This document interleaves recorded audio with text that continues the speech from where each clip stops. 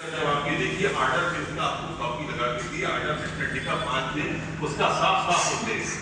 भाई आपका आर्डर आपको ये कह रहा है कि हम आपको विधि सम्मत रास्ता निकालेंगे जनता के बीच में आपके रहा विधि सम्मत रास्ता निकालेंगे और यहाँ पर आपका जो अधिकारी जाके शपथ पत्र दे रहा है कि हम ये जो कहते हैं हम ये तोड़ेंगे हम इसको कार्रवाई करेंगे इसके ऊपर पूरा और इसके उस समय नगर निगम के कमिश्नर फ्रैंक नोबल भी उसमें उपस्थित थे ये भी आपका उस आर्डर की कॉपी आपको दिया है तो दोनों अधिकारी उसके अंदर उपस्थित थे दोनों के अधिकारियों ने उस समय कोई भी इसका विरोध नहीं किया ना कोई तर्कसंगत जवाब जबकि मुझे लगता है इसके पास कोई तर्कसंगत जवाब था इनके पास लेकिन इसकी मॉनिटरिंग शिवराज जी ने नहीं की शिवराज जी ने अगर मॉनिटरिंग की होती तो सबसे पहली बात यह है कि इन्होंने छोटे सी मछली पे इन्होंने गाज गिराई इन्होंने गाज ये गिराई कि एक आपके अधिकारी है जो पहले नगर निगम कमिश्नर थे बीएस चौधरी कोलसानी इन्होंने क्या किया नीरज आनंद लिखार जो नगर निवेशक है उनको इन्होंने देखिए इसमें कुछ ना कुछ तो आधार सरकार के पास था कि हम इनके मकान दुकान बचाएंगे हम इनका अब वो सरकार का आधार जो था अगर वो मजबूती से अधिकारी ने नहीं रख पाए तो उस आधार पर ये नोटिस दिया गया ये आपसे दिया गया है नीरज आनंद लिखार जी को नगर निवेशक आपसे जो नगर निगम को भोपाल के इसमें इनसे ये कहा गया कि जो पेशियों में आप उपस्थित नहीं हुए और आपको लगातार कहा गया था आप उपस्थित होंगे तो आप उपस्थित नहीं हुए आपने जो एडवोकेट थे सचिन वर्मा उनके साथ आपको जो कोऑर्डिनेशन करना चाहिए था आपने उसके अंदर कोऑर्डिनेशन नहीं किया जब आपने उसके अंदर कोऑर्डिनेशन नहीं किया तो आपने वो कोऑर्डिनेशन क्यों नहीं किया 7 दिन के अंदर आप सारा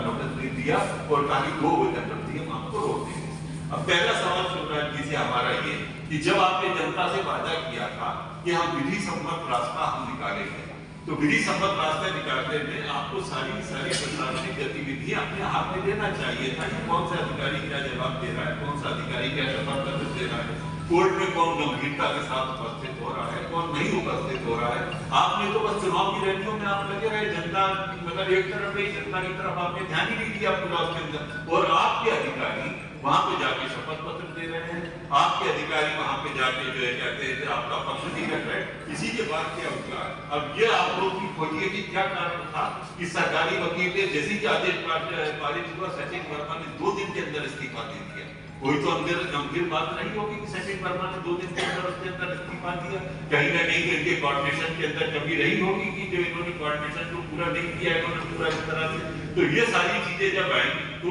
सभी लोग उसके अंदर रहेंगे उसमें ये होगा कि कई जनता के पास कागज क्या क्या है आपके अधिकार से आपको कैसे आपको न्याय मिल सकता है तो वो सारी चीजें कहते देखिए कानून में तो ये मामला चल ही रहा है अब कानून का मामला ये है कि अगर आप इंटरवेंट करेंगे तो जो आपका सुभाष सिंह पांडे उसकी परमिशन आपको देनी पड़ेगी उसकी परमिशन देनी पड़ेगी तो अब इसमें सबसे बड़ी बात जब नागरिकों के पास नोटिस आएगा तो फिर नोटिस में अलग से केस जाता है उसके अंदर तो नोटिस जब ये आएगा तो कोई नागरिकों के पास कागज हम चाहते ही तैयार है क्या बैंक का लोन है आपके पास क्या आपके पास है किस किस की परमिशन है आपके पास ये सारी चीजें बुलाइए शिवराज जी से हम पूछते हैं कि आप ये बताइए एक तो आपने विधि सम्मत रास्ता निकाला कि विधि सम्मत रास्ता आपने नहीं निकाला इसको स्पष्ट कीजिए और दूसरी चीज शिवराज जी से हम ये पूछते हैं ये तो शासन का दायित्व है ये शासन का दायित्व है पहले ये बताइए आप शिवराज जी कि जिनके पास मकानों की रजिस्ट्री है जिनके पास नगर निगम की परमिशन है जिनके पास ग्राम पंचायत की परमिशन है जिनके पास गवर्नमेंट की प्लानिंग की परमिशन है उनको कैसे अतिक्रमण में मानोगे आप ये बहुत ही पहले आप स्पष्ट करो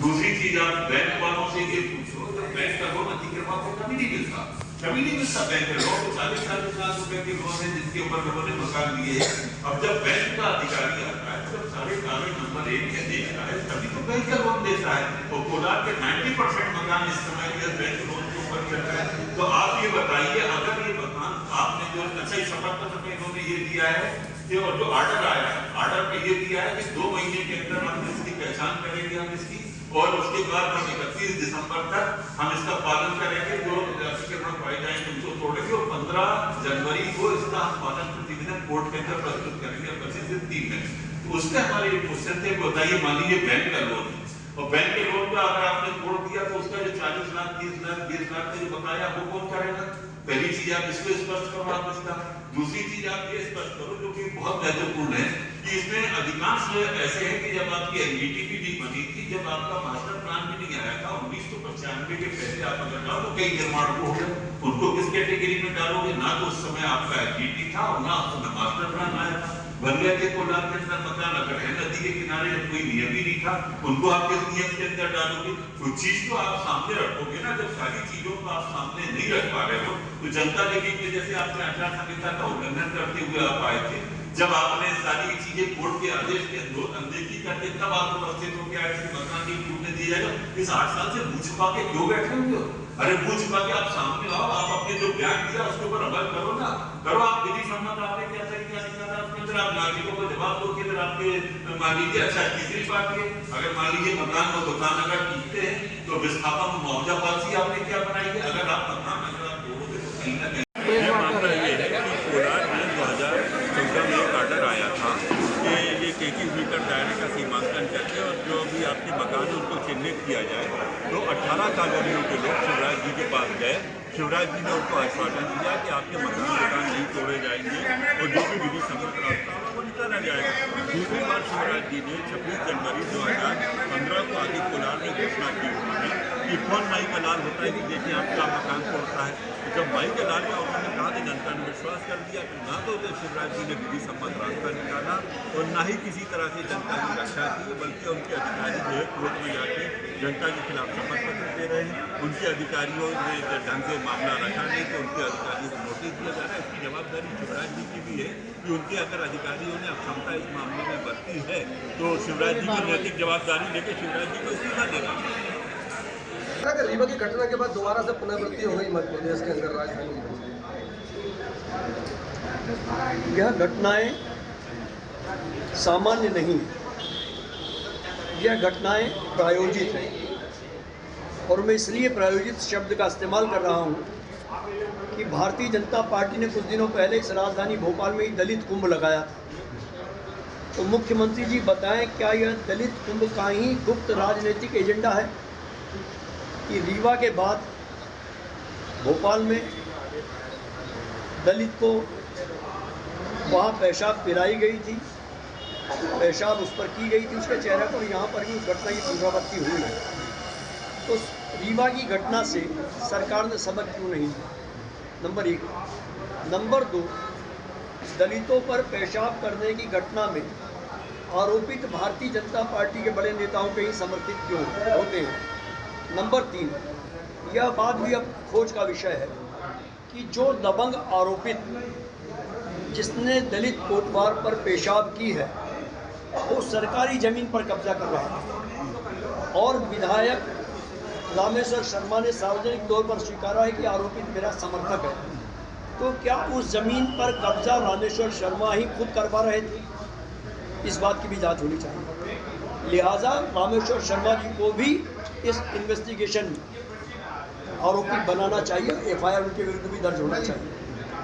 ये मुख्यमंत्री स्पष्ट करें। और रीवा की घटना को लेकर यदि मुख्यमंत्री जी ने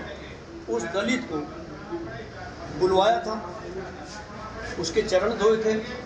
ये नहीं थे। चरण धोने का अर्थ होता है कि आप चरण को उस जल को पिए। तो अब क्या मुख्यमंत्री जी इस दलित कोटवार के चरणों को धोएंगे, गंगा का पानी बुलवाकर उसे स्नान कराएंगे और वो खुद अपने मुंह से अपने शरीर में जान करेंगे या नहीं? यह स्पष्ट होना चाहिए। भाई साहब, फिर एक बार दोबारा पोस्टर कायम देखने को मिल रहा है। इस बार फिर कमलनाथ जी के पोस्टर जगह जगह लगा दिए गए। भारतीय जनता पार्टी के पिस्सू रात को सो नहीं पा रहे कमलनाथ जी के डर से। पूरा देश जानता है कि दिल्ली से लेकर भोपाल तक भारतीय जनता पार्टी भ्रष्टाचार की जनक है। क्या कारण है कि मध्य प्रदेश में आयुष्मान घोटाला हुआ, मध्य प्रदेश में महाकाल घोटाला हुआ, मध्य प्रदेश में व्यापम घोटाला हुआ, डंपर घोटाला हुआ, 250 घोटाले हुए हैं और बार बार आने वाले प्रधानमंत्री जी उस पर एक शब्द भी नहीं बोल रहे हैं। क्या उनका कमीशन है? यह बात स्पष्ट होनी चाहिए। और जब भारतीय जनता पार्टी 50% भ्रष्टाचार में सामने आ चुकी है तो कमलनाथ जी के चेहरे को कलंकित करने की कोशिश कर रही है। ये भाजपा का ही प्रयास है और ऐसे पोस्टर लगाने वाले आने वाले दिनों में यदि कहीं पकड़ में आ गए तो वो सुरक्षित घर नहीं कर सकते।